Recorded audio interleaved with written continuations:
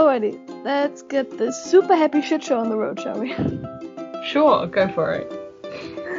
Hello and welcome to Tread Lightly, the podcast of Fuck, two I've lost my dinosaurs. glasses. Oh, for fuck's sake. Sorry. Once again with feeling. Hello and welcome to Tread Lightly, the podcast of two dinosaurs talking about books. We have Raptor over there from Australia and T-Rex from Germany here. Today we're talking about Chasers, the first book in the Alone, I think, trilogy by James Phelan. Yeah. Alone. 4 teenagers, 1 destroyed city, thousands of infected predators. Jesse is on a UN ambassador camp in New York when his subway carriage is rocked by an explosion.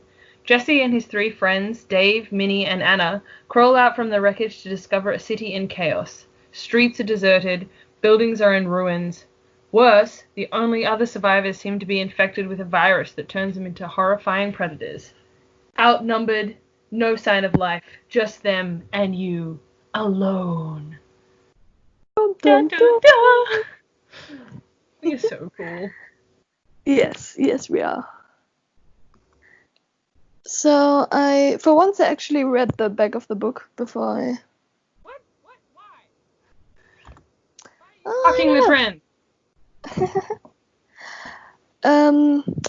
Yeah, so I was a bit unsure about this because out of all the fantasy and sci-fi possibilities, zombies are usually not my thing. Okay. Well, but I was this kinda isn't really like zombies. Nobody's after your brain here. Yeah, I appreciate them not being as zombie as they could have been. Yeah. Yeah, I mean, what did you think? Given that I recommended this book to you, and I found it at I believe I got this one at a book fair. Oh, okay. I mean, out of 5 stars, I'd probably give it a 3. 3? Yeah, I'd probably give it a 3 too. Although I think it's more interesting the second time around for a read. Because I was picking up more of the clues that he was putting down. Yeah, honestly, that's one of my biggest complaints, is that he fucked up the clues. Yeah? Why? Because he didn't put enough in it. Like, the reveal at the end, the plot twist, just left me going, well, this is kind of sucky. Like, I didn't have a great moment in, like, other medias, trying not to spoil anything yet, but, like, I didn't have that moment of, oh, now doesn't this make sense? I was just like, okay. So you were surprised by the plot twist. The plot twist finally got you, is what you're saying. It got me, but at the same time, I couldn't give less of a fuck about it. Oh, okay. Well, that kind of sucks. Because reading it again, like, I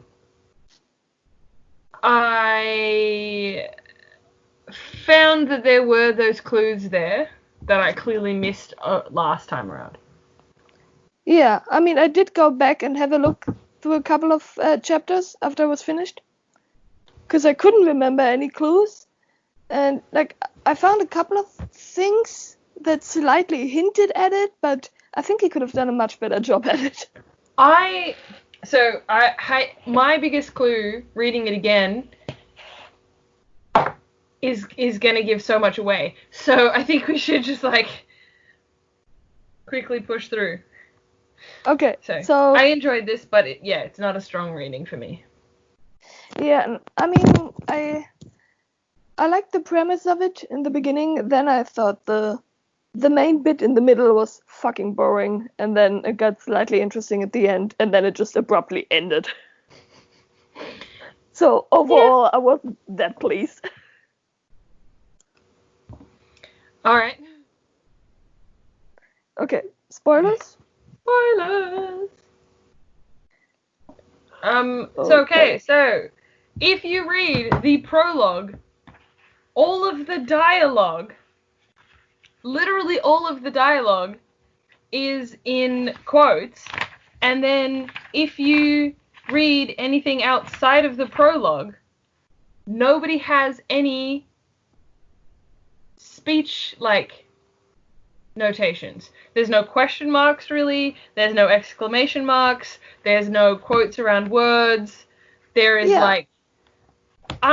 that was the biggest clue that I clearly missed, like, the first time. I mean, I did get that, but at the same time, I think, firstly, he fucked that up royally, because he still should have used the quotation marks whenever Jesse was talking, because clearly he was talking with himself at some point. I don't know that he was necessarily speaking out loud. I think that it all happened in his head. But did he never speak out loud? I find that hard to believe. I think the only time he spoke out loud would have been when he was trying to address his teacher, but and the teacher, like, reacts, but Yeah, and at the same time, I have to say, it made the reading so much more, like, it made it a lot harder to read the books, because there were no markings whatsoever. I actually found it really bothering when reading it, because I did realize that there weren't any quotation marks right in the first chapter, because the whole time I was like, why the fuck do the people start talking all the time, and I have to, like, jump backwards to realize they're talking, because there are no markings. Really? It really, threw me really off balance, and I didn't like it. Mine has, like, commas. I mean, I do have commas. I also have, like, I have all the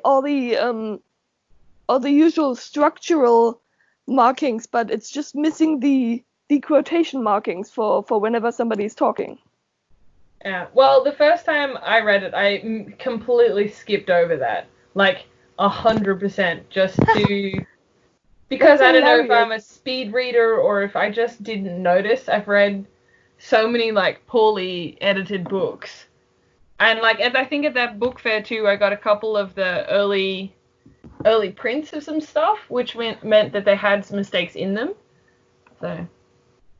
Yeah, ironically, that's the one thing that, like, that stood out to me from the beginning, because it made it a lot more uncomfortable to read the book, because all the time I had to reread passages, because it fucked me up.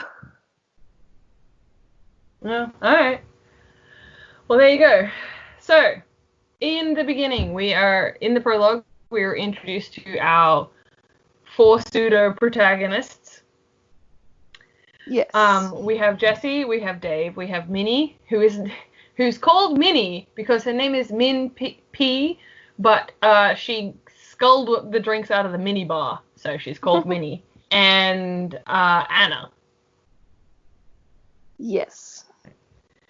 They, as the blurb goes through, they're in a subway carriage.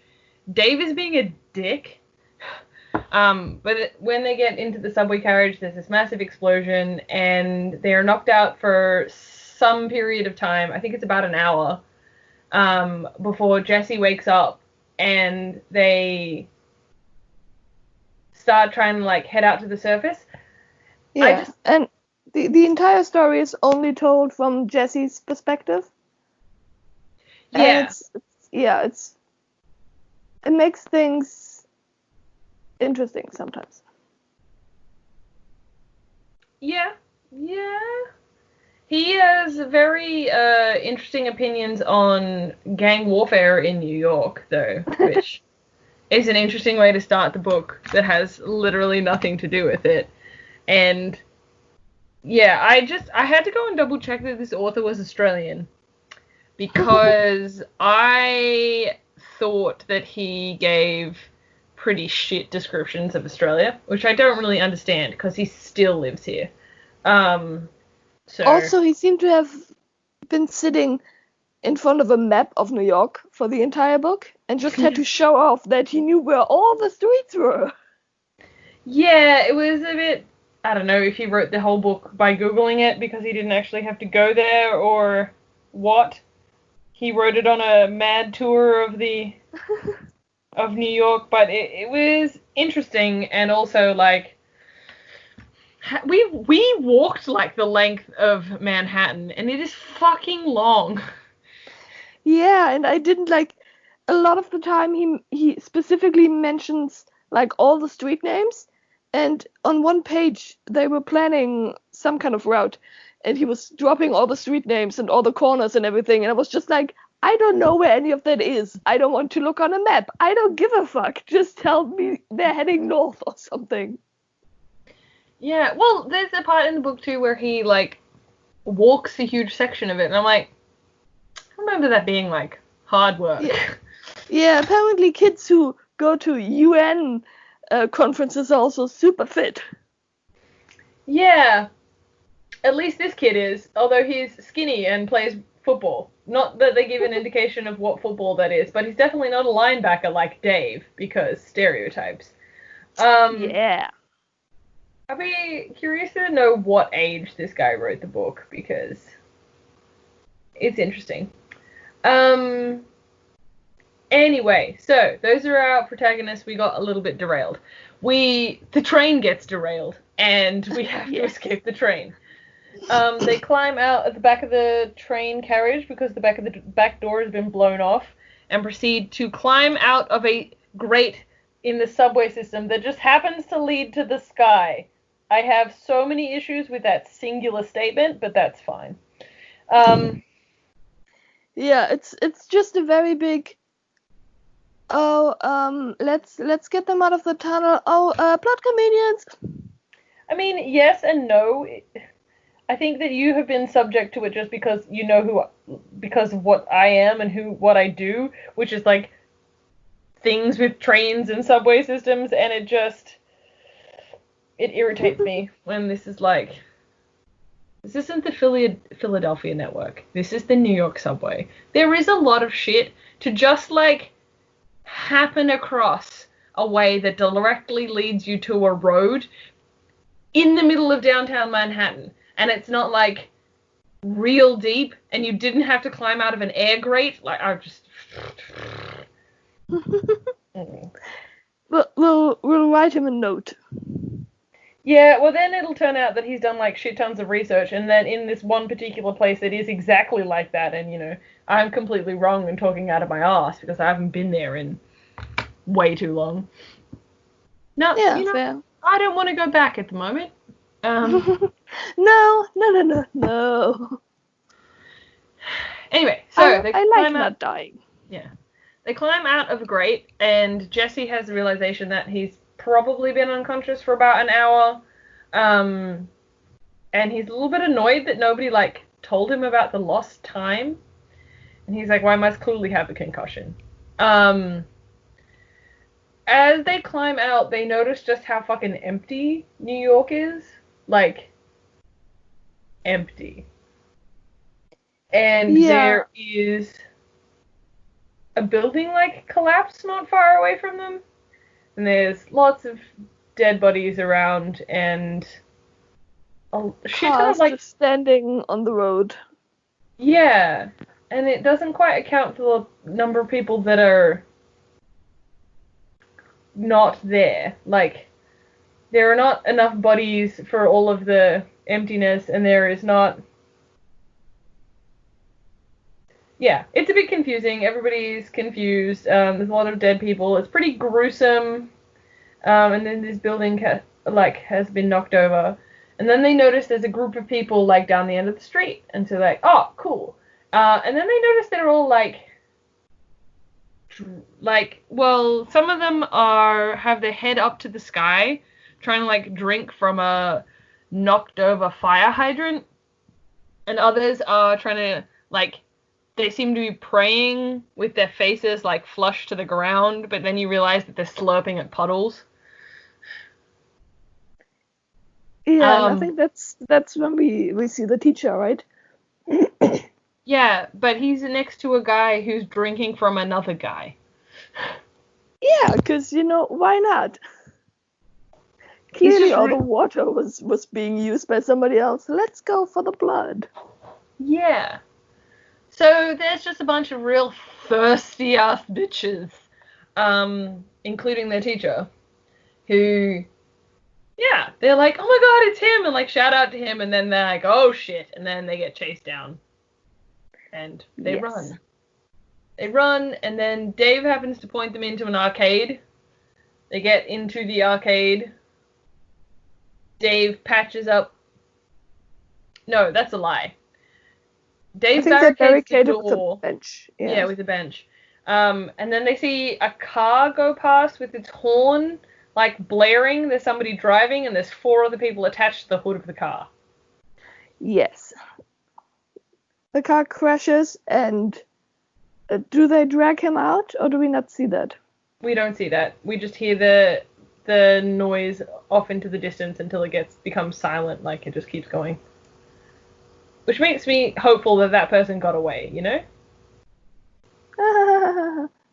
Sure. Hey, you don't know. So I should mention too that we haven't had a lot of character introduction to anybody at this point. We don't know a lot about Annie except that she's British, but she was born in India to British parents and then lived in Britain. We know that Min Pei is Taiwanese, not Chinese, because Dave is a bit of a racist dick. Yeah, Dave is American. From Jersey, right? Yeah. Brooklyn. He's from Brooklyn. Because they try and see his house, right? Yeah, true. Yeah. We don't know a lot about any of them, really. And the girls aren't particularly fleshed out as characters at all. Which to some extent becomes clear when you realize that this whole thing is the perspective of a teenage boy. But still, Yeah. Look, I have female character issues. So, cool. We're in the arcade, and Dave heads from shop to shop trying to test everybody's phone, because their phones are dead. And electricity is down as well, right? Yeah, but the emergency generators are all running, because it's every, like, third light globe that's on. Yeah. So Dave's doing the whole survival man business of just going around checking the phones and the radio. Yeah. Annie gets a little bit sidetracked, but then goes to try and find a first aid kit. She comes back to the first aid kit having, like, and a bunch of packets of undies, or like a couple pairs of undies, and then she, like, pours disinfectant on the undies and uses them to blot Jesse's face to try and, because he has this huge gaping head wound. And Jesse talks about the fact that she was, like, extremely rough, as if he was almost doing it himself with, like, just, like, blindly jabbing at his own face, which is a comment that I caught up to on the second read. Right. Yeah, and then they make some jokes about how large the pairs of undies are. And you know what? I was skinny as a 16-year-old girl, and the size of the undies I wear now would probably have been a hilarious joke to me at the time. You know? I mean, it's teeny humor. I can definitely understand that one. Yeah, but also it's kind of funny to have your, like, medic using underwear to blot your face. Yeah, especially since they probably would have had something else around as well if they would have looked. Yeah, I think she did it on purpose. Well, did she do it on purpose? It's a good question. Yes. So from there, they decide that they want to head to the Rockefeller Center and get up to the observation deck just to see if they can see anything that's going on. Because there's a lot of noise and they don't understand what the problems are. Yeah. And, like, a lot of, like, huge buildings have just fucking collapsed onto the street. Yeah. And pileups of cars everywhere, and it's just a fucking mess. Right, so they're going to head to the Rockefeller Center, to the observation deck. Yes. we have an interaction, right? On our trip over to the Rockefeller Center? We have a contact with more of the chasers then, don't we? Sorry, or do we decide what they're called at that point? I think they decide on the name later on. Maybe I'm not sure anymore. But I definitely like the scene of them going, we should find a name for it, and just bawling around names. Like, maybe we could call them the sick, the infected. Yeah, I thought all of that was kind of stupid. I feel like I grew out of it. I mean, I definitely thought it would have been hilarious if they would have stuck with the thirsty. Yeah, I agree. I also very much liked Minnie's idea of the arseholes. Look, there's an arsehole behind you. Yeah. I mean, it would have given the book something of a nice twist, I think. But yeah, fine. So they also, while they're in the arcade, they do have a kind of grand discussion about why there is no police officers, firemen, National Guard, or anything. And then they kind of like agree that it must be a terrorist attack. So, like chemical weapons and yeah, they're spitballing a lot of ideas of CIA conspiracies and everything around. Yeah. And Dave being sure that it must have been the Russians.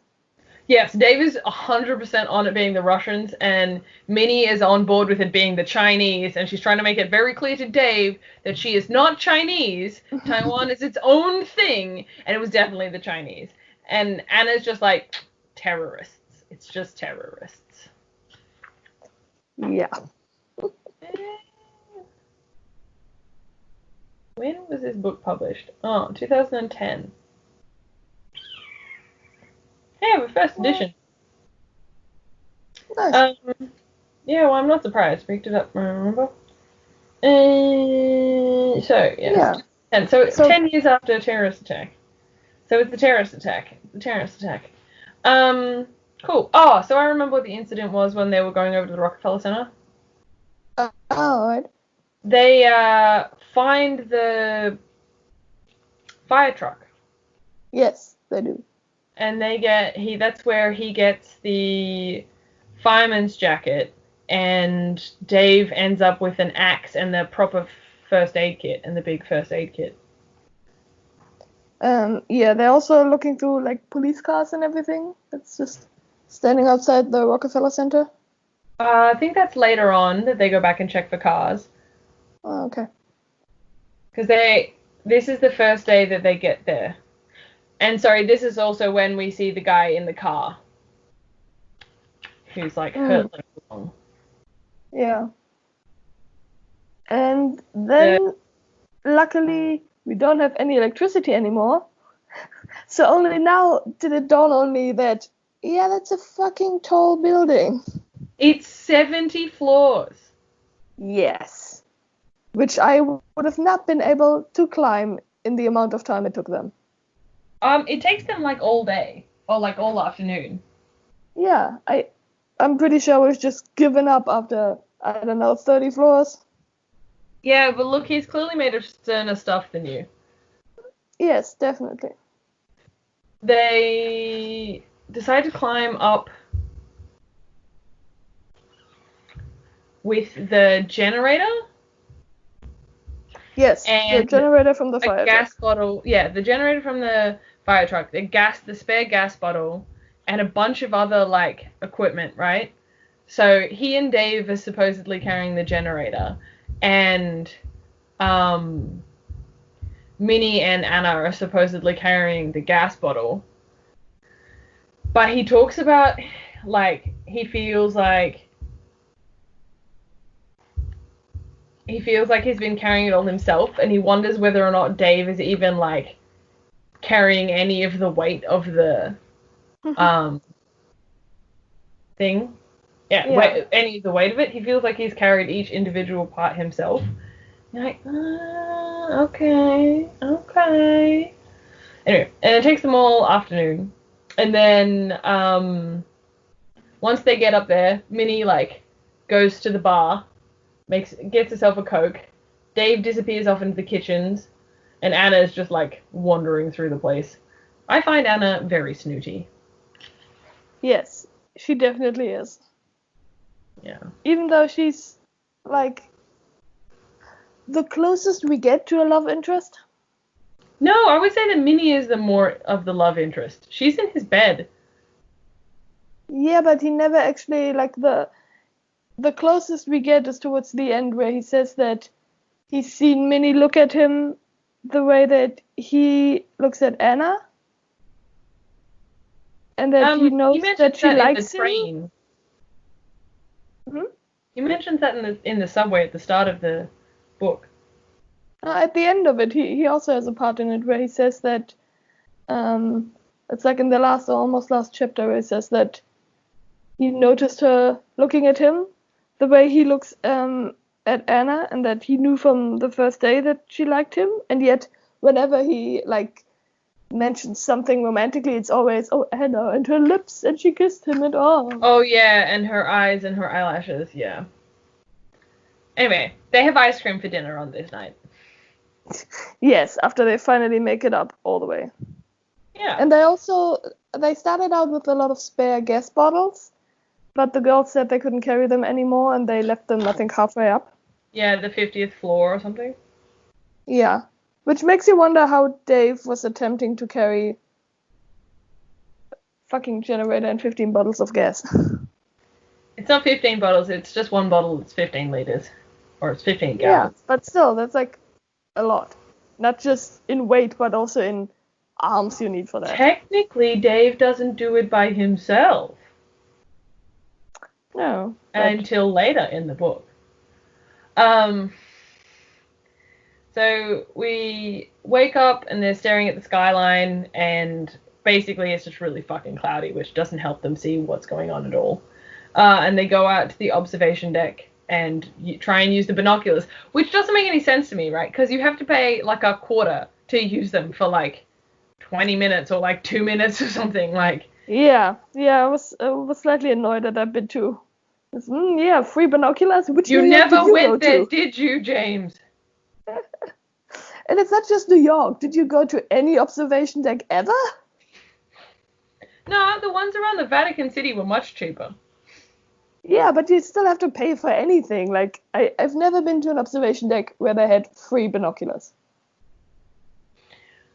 One day, when we have a castle, we'll make an observation deck with free binoculars. Yes, I like that. To look at the castle, not like the view from the castle. You will stare at us, because we're amazing. Yeah, of course. We're not gonna have strangers come up to our castle. That'd be weird. Would indeed. Okay, cool. So, they're all looking around, and Dave is gazing off towards Brooklyn, trying to see what happened to his family. They basically find that, like, the fuck tons of the bridges seem to be knocked over, so they can't really get out of Manhattan easily. Roosevelt Island is, like, on fire. And then it's just fucking burning. Yeah, it's just burning. And then there's a small explosion somewhere east of Central Park, and they get to watch as a multi-story car park falls. And they're like, oh, it's so small, but it's got to have been like at least 20 stories tall. Sorry, it's a multi-story apartment building, not a multi-story car park. Yeah, which must have been terrifying just to watch a gigantic building like that collapse. Especially when you're in a gigantic building yourself. Yeah, look, I have so many issues with just like the height of things, and I like buildings that are never going to be more than maybe 5 stories tall. 5 is probably the upper limit of something I comfortably live in. Anyway. Then they set up their own little like barricades. They put a bunch of glass bulbs in front of the doorway, like they do in the Home Alone movies. They make some Home Alone references. They have a good yarn. They plan to cook up all the food in the restaurant, or not all the food in the restaurant, but like start with the food in the restaurant, and then find a TV, find out how the generator works, try and do the internet things, and find some DVDs. So that's the plan for the next day. Basically a lot of looting of the apartments below. Yeah, and that's basically what happens for the next few days, is they just like loot the apartments in and around them. Dave finds a gun, as does Jesse, but Jesse doesn't take the gun, Jesse leaves the gun, whereas Dave takes the gun and shows it off to everybody that he's found a gun. Because, he knows how to handle a Glock, because his uncle, like, taught him how to shoot. His uncle, the war vet. Yeah, because he's very American. Very stereotypical American. Yeah. Which may come into play later. Yeah. And then we have a lot of... Then we go back downstairs, and Dave is taking his gun, and Jesse has a gun too, but Jesse's, like, keeping it in the waistband of his pants, because he's a cool cat. And Dave is, like, holding it down by his side, because he's a real badass. Honestly, when we were told that he's having it stuck in his pants the entire time, I just heard... He's gonna shoot himself in the butt cheek. Yes, no, the entire time I just heard Moody basically going, "You're gonna get your butt cheek being blown off with that." Yeah, sticking the wand in your robe pocket. Yes. Yes. So they head back downstairs just to try and like see what's going on, and this is where they find out the cop car in front of their building has the keys in the ignition, no one around, and it's got a full tank of gas. Yeah, they try to start it up and it actually still works, so... Yeah, so Dave starts a different car. I would have wanted to try to get out of there. Yeah, so I think they probably would have been on that track too, except that they run into a chaser who basically makes a move for them, and they try and wave him off, and communicate with him, and then Dave shoots him in the head. No, Dave shoots him in the gut, and then the chaser falls over and starts trying to drink from his own wound because he's bleeding on the ground. Yeah, and which then, just... Yeah, and then Dave shoots him in the head like 3 times. Fun. Yeah, and this is where Dave gets broken inside. He changes from a boy into a man. Which just weird analogy.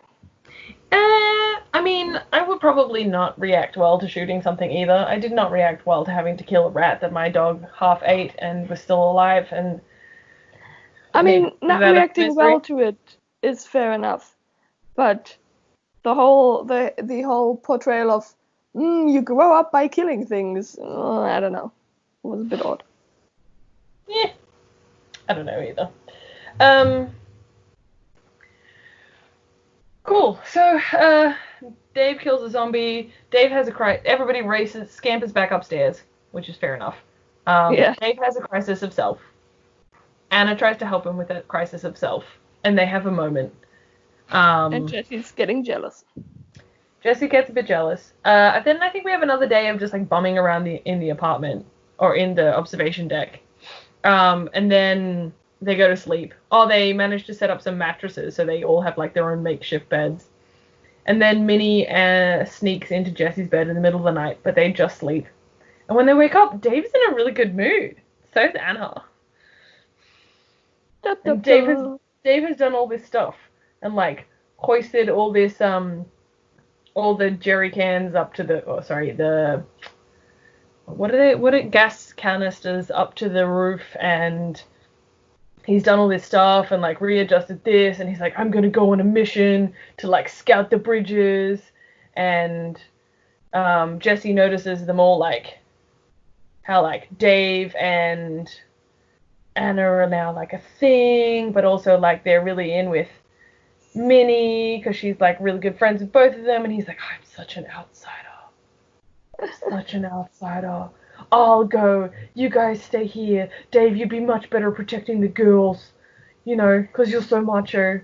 Yeah, also that it also sounds a bit like the way he's describing it, the way Anna looks really frightened when Dave says he wants to go out exploring, and she's like, "No, you can't leave us. You're too important," and kind of in a way suggesting that Jesse is definitely less important and more the sacrificial lamb.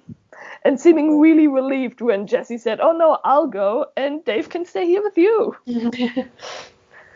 So great, Anna. Really great, Anna.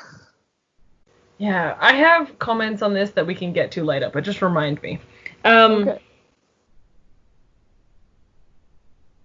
Yes, so Jesse going, "Well, I'm gonna be a superhero now. I'll go out and I'll scout, and it'll be great." Which, well, I think it's then that Dave also shows him how to shoot, right? Yeah. I think that was before they went down the first time, and he put the gun in his waistband. Ah, okay. Well, at any rate, Dave is giving him some helpful instructions, and they make like a plan. Yeah, they draw up a route on a map. Yeah. They have to draw on all the things that they at least can see with those incredibly free binoculars that are already like toppled over in the streets that aren't passable anymore, because I think they agreed from the beginning that he's gonna take one of the cars that still work. Yeah, and drive as far as he can and then turn around and like potentially walk the next bit. Yeah. See if he can find any bridges that are still crossable. Yeah, basically.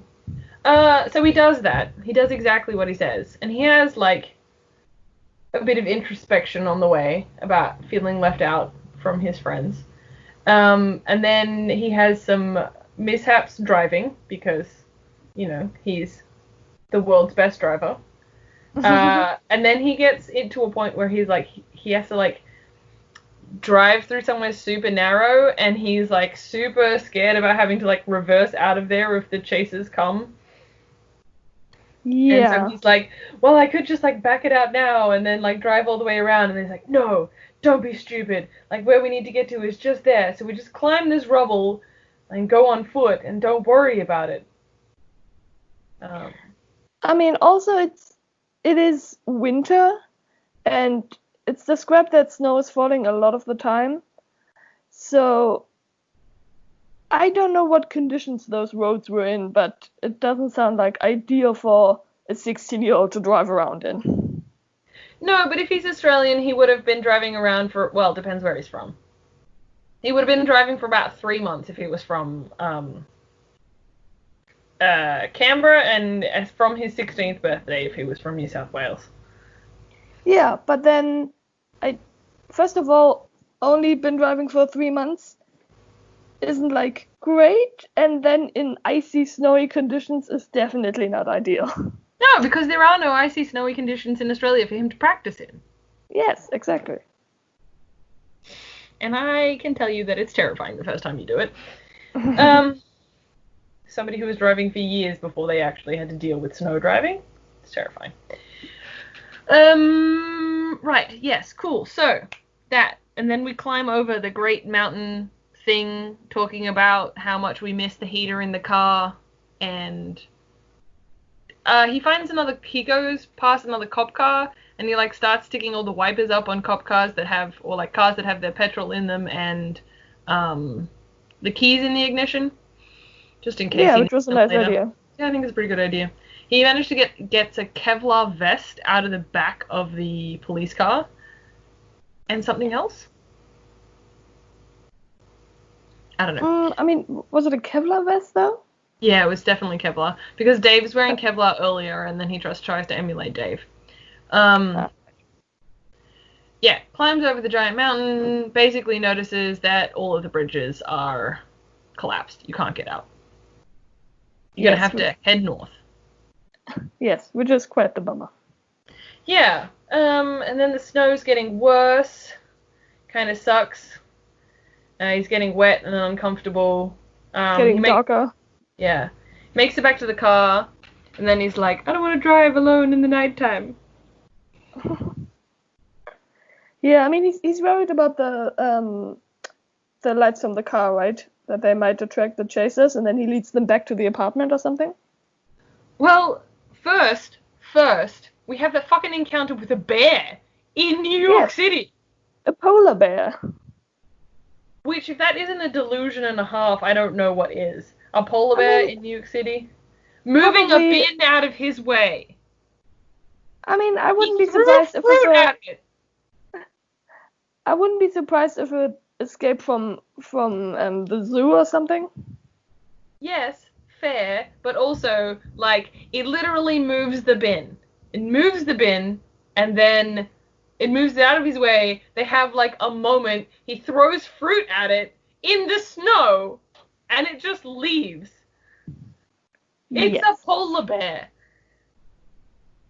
I mean, if it is a polar bear from captivity, they probably react differently than one in the wildwood. Still, there is a meat pouch that's throwing fruit at you. Yeah, but then there's so many corpses lying around. I'm pretty sure it's not a hungry polar bear. Fine. Maybe. It still moved the bin out of the way, and I'm annoyed about that. I don't understand. Yeah, that was a bit weird. Yeah. So, polar bear doing lots of polar bearing. Although it would have been a much cooler scene if he would have just been at the harbor, like catching fish to get real stereotype here. But, yeah, well. Yes, so after his great rescue help, we have Jesse making his way Downtown. back out of. Oh, their faces passing him homebound. Yes, probably dramatically singing Alicia Keys in the car. Is that Alicia Keys? Wasn't it? I have no idea. No, I don't think it was. Oh, I have no idea. Some kind of woman doing some smoltzy songs. Yes, he's getting back to the apartment eventually. I'm not sure if anything exciting happened on the way. Probably not if I can't remember. And he, well, pretty much comes back with bad news. It's just, well, all the bridges are fucked off and a lot of roads are blocked off more than we thought. And there are some cars that we could still use, but overall, not great. Yeah, I think it's worth mentioning that he also has a run-in with the chaser. Oh, And true. Yes. he teaches the chaser how to open drink bottles. Yes, which was just super weird. Yeah, he basically just gives him his water bottle. Yeah. I mean, also, at some point, they were, when they were all up on the observation deck, they saw that out at the harbor, there were a huge number of chasers, just all of them attempting to drink the ocean water. And Yeah. then And over Dave time, they slowly moved inwards. Yeah, so Dave commented that they probably wouldn't be there for long when they realized that they weren't getting any of the moisture. It's too salty and dirty. So they'll probably start heading inland towards the ponds in Central Park. Which is what they do, pretty much. Yeah. And yes, so we have him come back home with bad news. And he doesn't tell anyone about the incident with the chaser either. Nope. And I think then we just have, again, like a couple of days of not really much happening. Anna does a lot of reading. Minnie likes watching TV. Yeah. Dave is pondering over maps. Yeah, and sets up the perimeter things. He does more perimeter things, and Jesse complains that he's always tired. Yes. How strange. Yeah. Then I think next we have Dave wanting to go on a mission. At least I don't think anything happens in between. I think they decide to go north, don't they? They decide to just leave. That they can't stay there any longer, or at least not for much longer. Yeah, probably. And then at some point, Dave decides he now needs to go on a mission too, and he needs to see if there are still boats and stuff at the coastline, and if they could leave from there.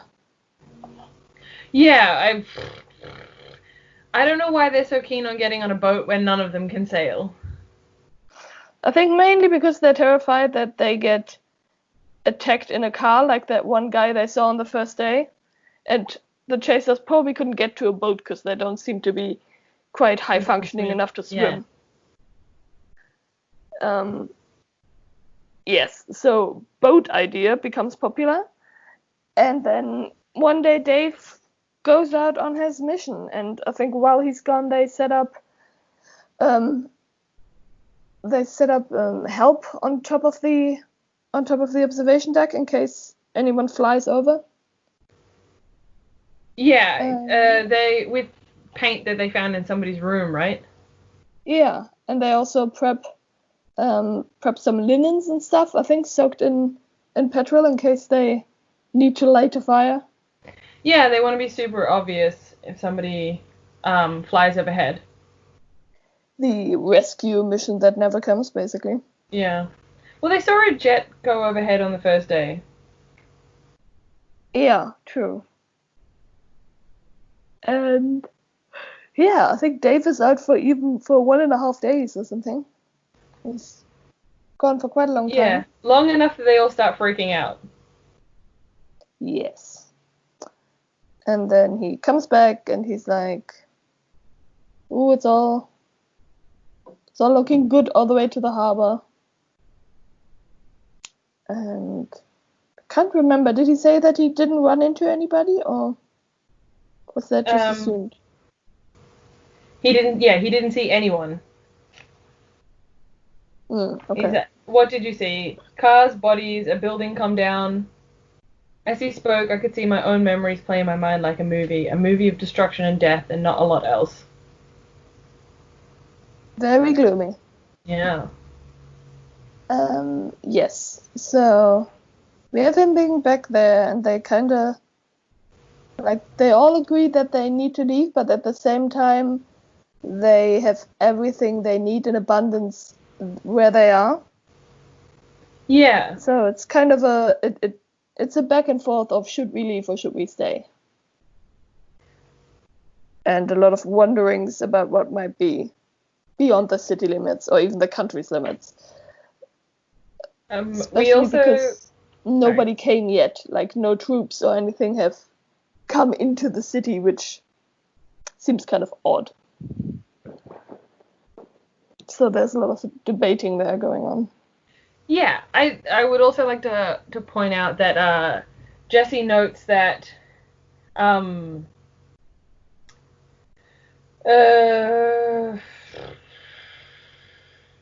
Dave had told us stories about his day and a half outside. They were mostly boring and tended to go nowhere. So after a while, I left him and went up to the roof to get some air. Part of me just suspected he'd been hiding in the stairwell for the whole time. His bag looked exactly the same, as if he hadn't eaten any of the food or used anything. Where was the proof of what he'd actually seen? Had he lied about going out? Anyway. Yeah. So just more confusion. Yes. Yeah. So we have that, and then I think we have that strange scene where, they continue the looting of the apartments, going down level by level, and we reach, I think, level 59, and Jesse's going through one of the apartments that he didn't, that he missed last time somehow. And it has this old study with an typewriter and shit in it. Yeah, fancy old desk and a typewriter and all that. And he finds a hidden room. I think it has no handle, right? It's somehow blending into the apartment, and he decides that there must be something important behind it and tries to break into it, and the next thing he remembers is just waking up in his bed again. Yeah, there's a giant bang that wakes him up. Yeah. And then and he's like really confused, and he's talking with Dave about that office, and Dave says he was in there and that there's nothing in there and that he should leave it be. Yeah. And yeah, that was really confusing, I thought. And then we completely ignore all of that for another, I don't know, random set of days where nothing happens. Yeah, and Dave goes off on adventures again. Yes. And he gets weirded out by the whole thing. And then he decides to go back to the C apartment, doesn't he? Jesse, yeah. Yeah, so eventually Jesse goes back to the apartment, needing to look at it. Yeah. And he finds a note in the typewriter. I don't have the passage here right now, but it's about basically being all alone. Oh, it's the Edgar Allan Poe poem, Alone, right? Ah, right, yes. Yeah, right from the beginning.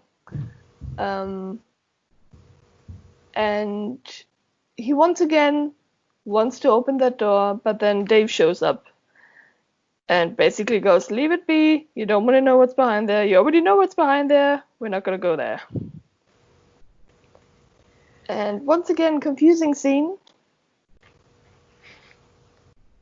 But Jesse eventually agrees and leaves with Dave.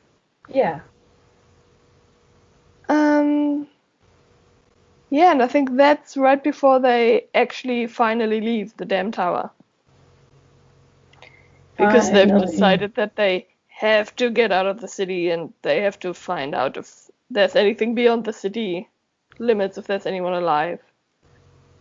And yes, that thought crossing either his mind or one of the others, that maybe on the boat he could even cross the ocean and maybe get home or something. Yeah, sorry, I completely missed that bit. It's somewhere in there, but yeah, so they finally... I know they talk about the life of Pi. Yes, Anna gave him that book, and apparently his dad was reading it to him when he was 9 or 10, and he's reading it to the others. Yeah. And then the day comes, and he can't leave. He's lying in bed. The others come one after the other to him, trying to talk him into getting up because they have to leave now, but he just is refusing to get out of bed, basically. Yeah, which is really weird. Is it because he's sick, do you think? I think it's mostly because he's managed to survive with like some amount of comfortability in that tower, and now he has to leave, which could very well mean his death in the end. So I think the struggle is just really catching up with him. But at any rate, he's like feeling a strange, like painful throat, wondering if he might become a chaser now. Yeah. Which would have been a fun He's got thing. coronavirus! Dum dum dum! Plot twist, it's coronavirus once again.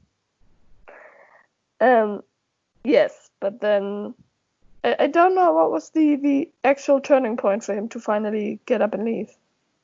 Don't they see lights in New Jersey? Oh, yes. That's what it was. Yeah, so he's up on the observation deck. And he all of a sudden sees lights turning on in New Jersey. The only state you have to pay to leave. Yes. And also, interestingly, just a tiny amount of New Jersey that got electricity back by the sound of it. Yeah, and then they stay up all night just watching New Jersey. Yes. Oh, the beauty of New Jersey. Please take that statement back. Yeah. And then next day they finally leave, deciding they have to get to New Jersey to the survivors and imagining a camp of people welcoming them and all that sort of stuff. It all gonna be great. And yeah, they leave. They make their way. No, wait, they take one of the cabs, right? Yeah, I believe so. Yeah, I think they grab one of the cabs that still has the key and enough gas, and they. Oh no, it's an SUV. Ah, okay. I thought they were in a cab first. Ah, never mind. No. Yeah, so they drive. Don't they have an encounter with the chasers first? Like pretty much as soon as they come out of the building, there's like 6 chasers that attack them, and they make those weird monkey noises. Oh, okay, I thought that was on a different point. Never mind. Yeah, which was really weird. Like one of them sees them, makes a strange monkey noise to the others, and the other ones repeat it back to him. And then they were about to leave, but then he kind of notices Jesse, runs towards him, falls, starts bleeding, and the others immediately attack him. Yeah. It's just a really bonkers scene. But yeah, as they're attacking him, I think they make their grand escape. Yeah, he basically saves Jesse's life. Yeah, in an odd way. And that's when they make some of their way in the car. I'm not sure, did they have an accident in the end, or why did they abandon the car? I just don't think it turned on. And then, because he, like, crawls through the SUV to get to the other side when he's, like, escaping from them. And then he's like, why are my friends abandoning me? And they're, like, up the street trying to, like, hurry him along by, like, silently making eye contact. Ah, yeah. Yes, and then he cuts, like, his hands pretty badly. Yeah. He manages to catch up with them, and they run until they get into a cafe, where he's washing his hands and bandaging them, and this time Anna isn't doing it, she's just watching him do it himself. Yeah. And she doesn't offer to help. Yeah, and he, like, starts shouting at them really angrily that he doesn't care if they come with him or not, he's gonna make his way alone too, and he shouts at Dave that he didn't go to the coast. Yeah. Because otherwise he would have known that one road was blocked and everything. And yeah, he gets really mad and, like, storms out. Yeah, and there we have, I think, like 1 or 2 scenes where it's said that the others are gone, and then 2 sentences later they're back. Yeah, they're just standing there. Yeah, so it got a bit, the hints got a bit heavier in that passage. But then he starts making his way towards the coastline, right? Yeah, they walk through Central Park, don't they? Yeah, they walk through the bottom of Central Park. Yeah. It's Manhattan. Where we have a lot more chases. Yeah. They're all drowning. Well, not drowning. They're all dying of thirst. They're thirsty bitches. Yes.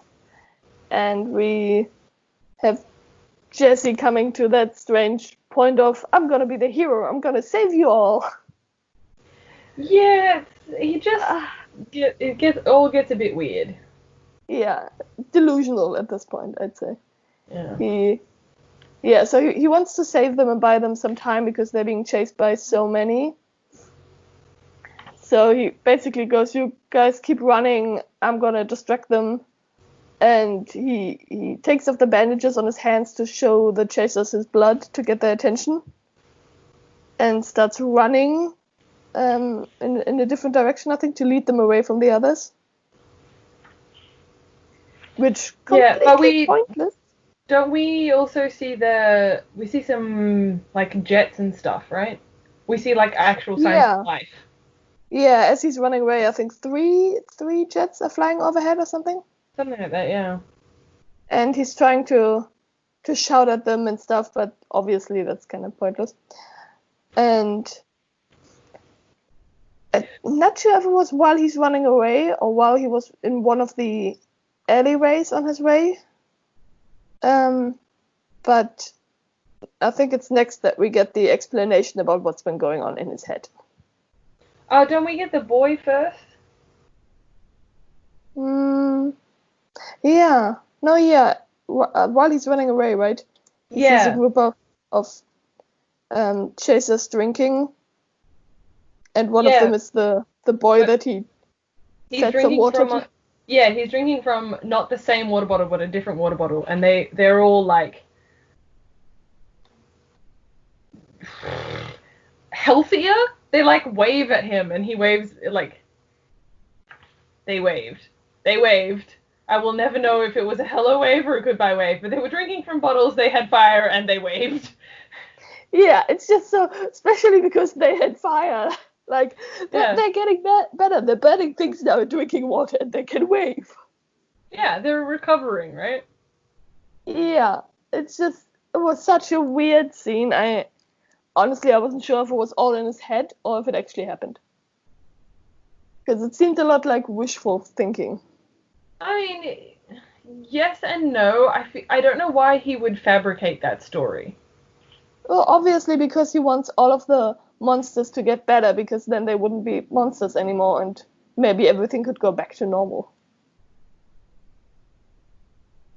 Yeah, maybe.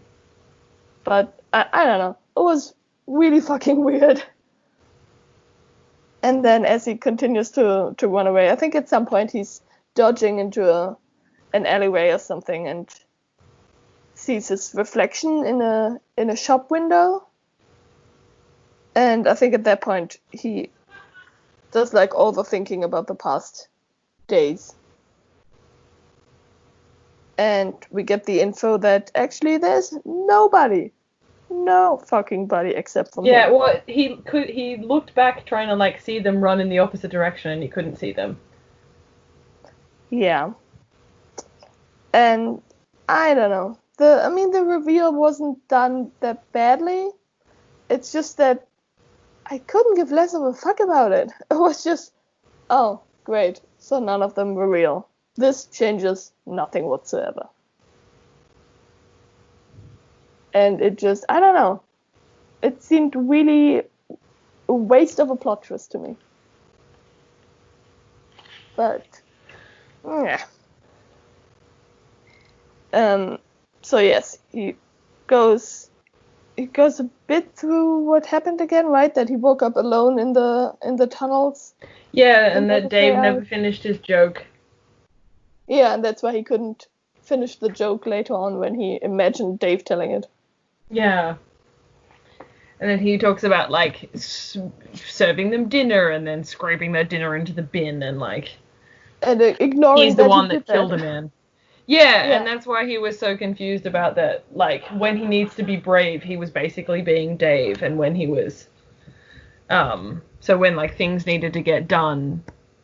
And it's why he had such issues with the firing a bullet in apartment 59C, is because he's dealing with the fact that, like, he needed to be brave, something happened to him. Pretty sure he got a ricochet bullet wound or something, and that's why he couldn't, like, get out of bed. Right? He couldn't do anything, is because I think he had ricochet wounds. I don't know, but it confused me to no end that he never managed to get into the... Like, that we still didn't get an actual answer what's behind the door in that apartment. I'm gonna say it's somebody's panic room and he's shot himself and maybe his wife and kids. Yeah, I mean, it's gotta be something along those lines, but I really thought they would give that a reveal the second time it was brought up. Because it's out of all the things that happen that don't mean shit, that's the one thing that seemed to have some kind of significance in the story, and then it was just dropped again. Well, maybe we'll have to go watch or read the second book, or the third book to figure out what happens. Oh, God. Yeah, but basically we get the reveal, and then the book is just over. That's it. That's it. Done. And That was very abrupt, I thought. Yeah. And then my second thought was, oh, I'm not gonna come back for the next one. Yeah, look, having had the book from the beginning, I haven't read the second one either. It's just, I don't know, it didn't get me invested into the character or the story enough that I care what happens in the next one. So it's just, I don't know, it's not a bad read, it's not a difficult read, but it also has just so many passages that are hella boring and nothing happens, and I had to push myself to keep reading. Yeah, it's kind of hard work. And it does get a little bit boring, I'm not gonna lie. But, yeah. I just think that even your imaginary friends, right, hang out with each other without you. That whole period of him, like, going for an explore by himself, like, that was because your own imaginary friends were hanging out without you. Yeah, that was just fucking weird. Yeah. And yeah, so what issues did you have with Anna? Oh, that she wasn't a fully fleshed out character, which is because she's in his head and that's what teenage boys think of girls. But also I just found her really irritating and quite pretentious. But again, look, teenage boys think of teenage girls and, so on and so forth. Yeah. But true, it's just it was just so stereotypical, the characters too. Yeah, like there's a lot of playing off stereotypes, yeah. So, yeah. But well, we're right on the money with our reviews too. Everyone else on Goodreads is kind of giving it it's got an average rating of like 3 and a bit. Yeah, I'm not surprised. It's, it's not a terrible book, but it also has not that much to make it stand out. Yeah. Yeah, I think he must have been really young when he wrote this. Like 2010. Let's see, how old is he? You can cut this loading time. Jesus Christ, he's 41. Which, I thought he was going to be like 18 so he was 30 when he wrote it. Yeah. So he just has no idea how teenagers work? Is that it? I don't know. Maybe just his foray into a zombie kids novel didn't really work out. He mostly seems to write. No, look, he writes for teens predominantly. So. Oh. And well, I'm not gonna read the other ones then that he writes for teenagers. Yeah. We will stick to vampire fiction only, mate. Well, if it would have been a better book, I may not like the whole zombie genre, but if it would have been a good zombie book, I would be the first to admit it and would be fine with it. Like, I do like the idea that they're super thirsty and not just the boring idea of, we're gonna eat your brains. Yeah, so I think it was a good way of doing it. And that they aren't particularly interested until, like, somebody is obviously liquid. Like... Yes. Like, oh, there's juicy things inside people. How practical. Yeah. But, yeah. Yeah.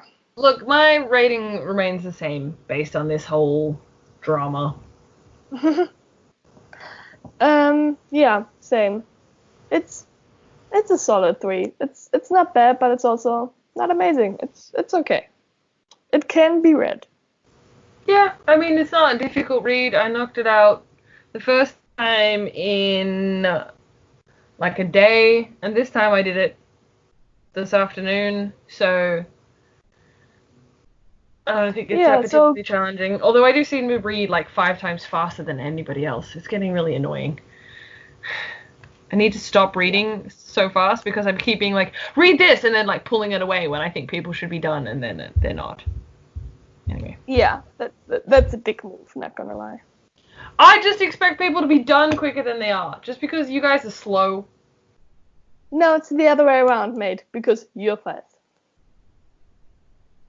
You're in the minority here. Yeah, just get good. No. Like, it's not the easiest thing to learn to speed read, and I have a shit ton of other things I technically need to learn, so not gonna be first priority, I'm afraid. I didn't even learn it on purpose. It just happened because I get really excited. Okay, well, I'll get myself some ADHD and we'll get cracking. That's not how that works. I don't have ADHD. I'm not easily distracted. No, but I don't think I can change the way I get excited, so I'm gonna have to do it a different way. You just get some Adderall and then you'll just like supremely focus on the task. I could do. Although I'm not sure. Well, I'm not even sure if they prescribe Adderall here for the same purposes as in the US. Yeah. Look, Like, when we go back, we'll get some. It's fine. Sure, we'll put it on the list. Mm. Alrighty. Well, people, go out there, read the book. Now that you know the ending, with much excitement, you can pick up on all the clues that I clearly didn't. Look, I got more of them the second time around. I started having doubts when around when Dave in the backpack issue was the first time around, where he didn't eat any food in the backpack. Yeah. Anyway. But yeah, go and see if you can spot any more of those clues. Let us know what you thought. Comments down below. Let's have Likes a chat. and reviews anywhere else. Yeah. Like and subscribe, all that nonsense that you know how to internet, so... You know. Do all the social medias. You guys know Yeah. how it works. Yeah. Don't pretend like you don't know where the button is. You know Yeah. where the fucking button is. Yeah, treadlightlypod.com. You can contact us on our website, treadlightlypod@gmail.com if you want to email us. Love to hear from you. Leave a comment on any of our YouTube videos or rate and review us on Apple Podcasts, I think it's called now. Yeah, God knows. Use Yeah. that app on your iPhone. It'll know what to do. And you can join us next week as we review... I think it's Inked, isn't it? Ink. Possibly. I don't Ink, know. yeah, I'm pretty sure it's Ink next week. We'll see. Alright, But- cool. Ink. We shall Alright. see how we go with the next fucking teenage novel. God damn it. I will get you to read some hi-fi. And some high sci-fi. Sure. Well, go on our website and maybe get us to read a decent zombie book if you have one. Yeah. Yeah, if you want to buy a review and if you found a book that's worse than Across the Universe and you want us to review that and me to be absolutely distraught, you can do that at our website.